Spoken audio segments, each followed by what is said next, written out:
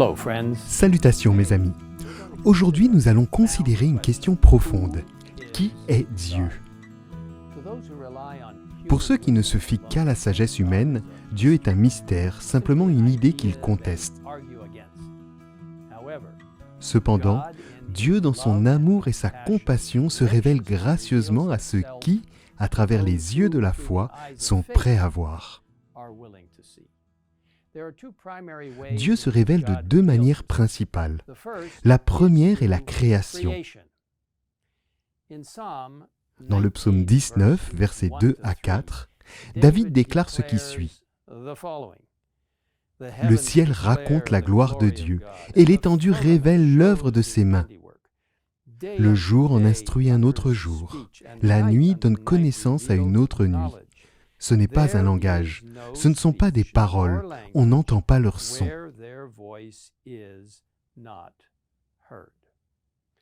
Pour ceux qui sont prêts à voir, la main du Créateur est visible dans toute la nature. Des étoiles dans les cieux, aux créatures des profondeurs de la mer, on peut clairement voir son incroyable conception. La deuxième manière par laquelle il se révèle sont les Écritures. Et c'est dans les Écritures que la révélation suprême de Dieu se manifeste à travers la vie et la mort de Jésus-Christ. C'est par Jésus que nous pouvons connaître le Père. Dans 1 Jean 5, verset 20, nous lisons « Nous savons aussi que le Fils de Dieu est venu et nous a donné l'intelligence pour connaître le vrai Dieu. » Et Jésus lui-même a dit « Or, la vie éternelle, c'est qu'ils te connaissent, toi, le seul vrai Dieu, et celui que tu as envoyé, Jésus-Christ. » Lorsque nous cherchons à connaître Dieu à partir de la Bible, nous ne pouvons pas nous placer au-dessus de lui et le traiter comme un objet à étudier, à analyser, à quantifier. Nous devons nous soumettre à l'autorité de sa propre révélation, la Bible. Et la Bible est son propre interprète puisque nous comparons les Écritures entre elles. Il est important de garder à l'esprit que la Bible ne prouve pas l'existence de Dieu, mais la présuppose comme l'indique son début. Au commencement, Dieu créa le ciel et la terre. L'une des façons dont la Bible se révèle est par les noms et les caractéristiques qu'elle y contient. Son nom est saint et redoutable, lit-on, dans Psaume 111, verset 9. Dans l'Ancien Testament, écrit en hébreu, nous trouvons de nombreux noms qui nous aident à comprendre qui il est. El et Elohim signifient Dieu et révèlent sa puissance divine.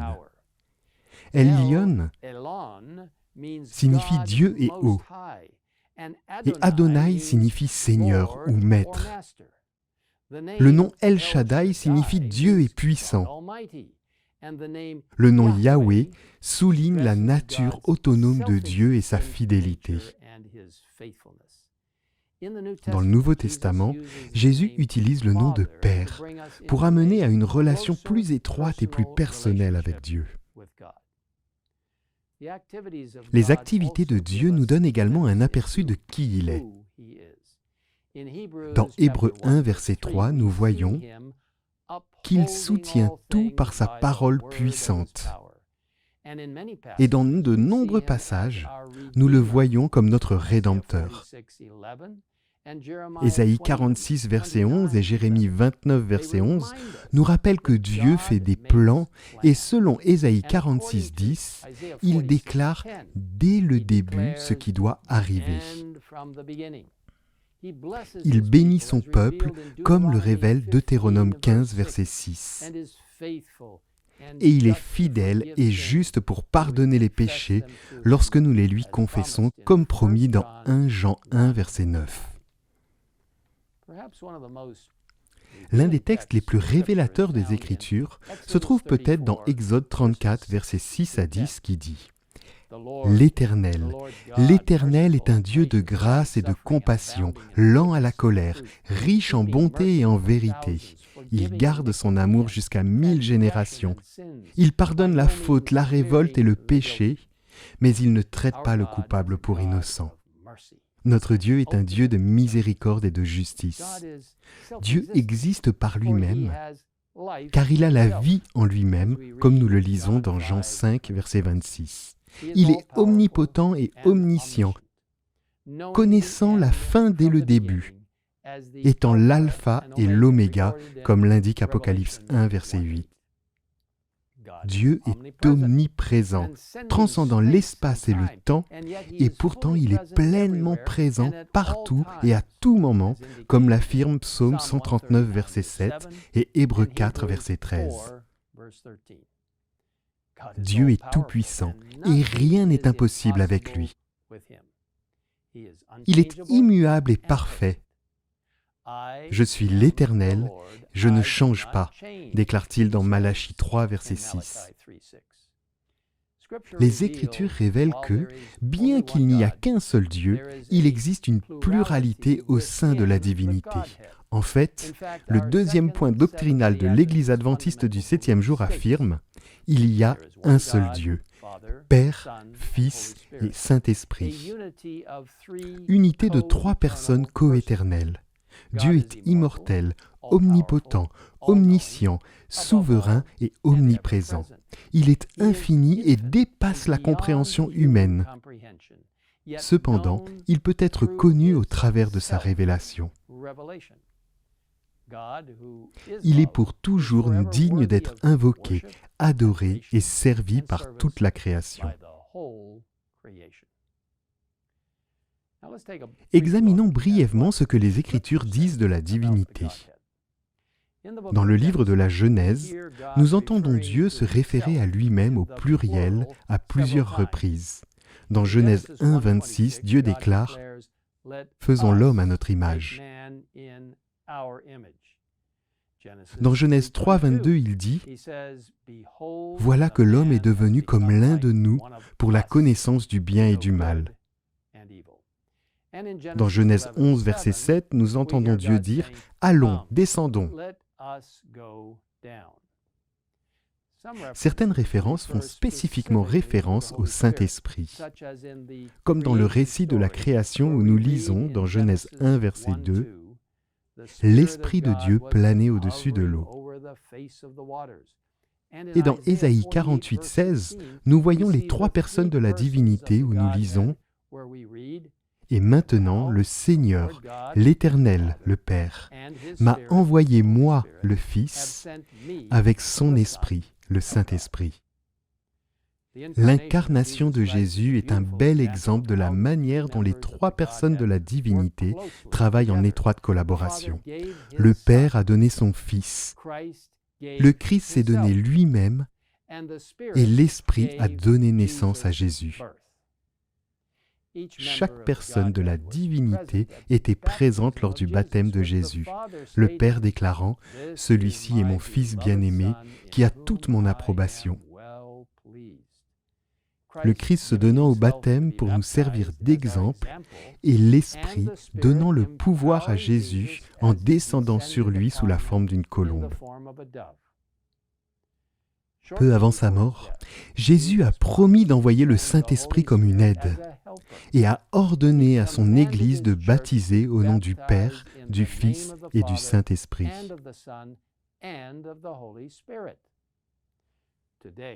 Aujourd'hui, le Père et le Fils nous rejoignent par l'intermédiaire du Saint-Esprit. Jésus a dit « Quand sera venu le défenseur que je vous enverrai de la part du Père, il rendra témoignage de moi. » Et dans 2 Corinthiens 13, verset 13, nous trouvons cette belle bénédiction. Que la grâce du Seigneur Jésus-Christ, l'amour de Dieu et la communion du Saint-Esprit soient avec vous tous.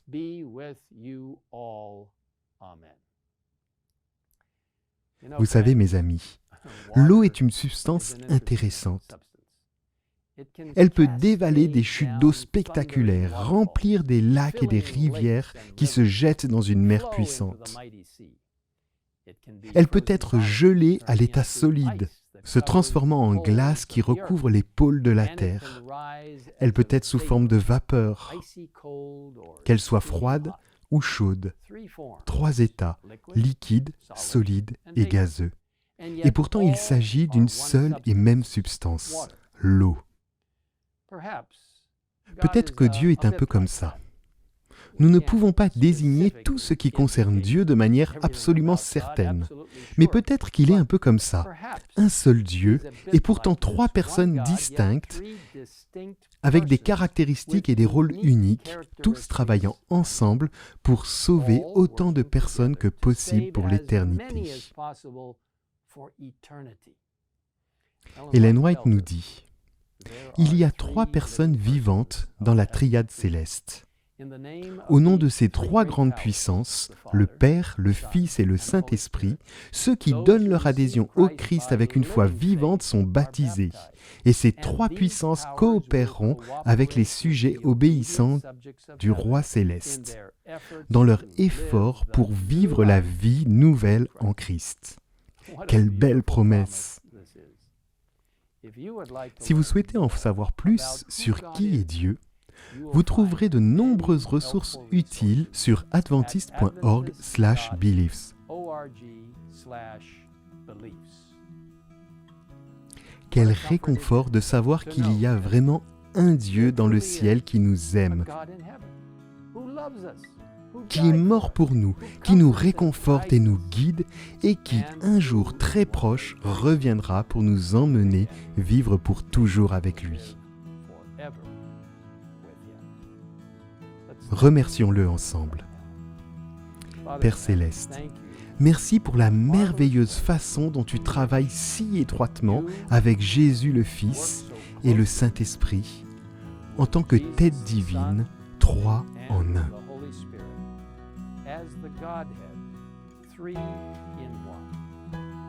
C'est un concept que nous ne pouvons pas comprendre. C'est au-delà de notre compréhension, mais nous l'acceptons par la foi. Et nous te remercions pour cette merveilleuse opportunité de te permettre de vivre dans nos cœurs et de nous aider à partager avec d'autres la merveilleuse nouvelle que tu as créé une voie d'évasion pour chacun de nous. Et que ce merveilleux plan du salut a été prévu par le Père, le Fils et le Saint-Esprit avant même la création de ce monde. Merci d'être notre Dieu. Nous te demandons tout cela au nom puissant et merveilleux de notre Sauveur, Jésus-Christ. Amen. Of our Savior, Jesus Christ. Amen.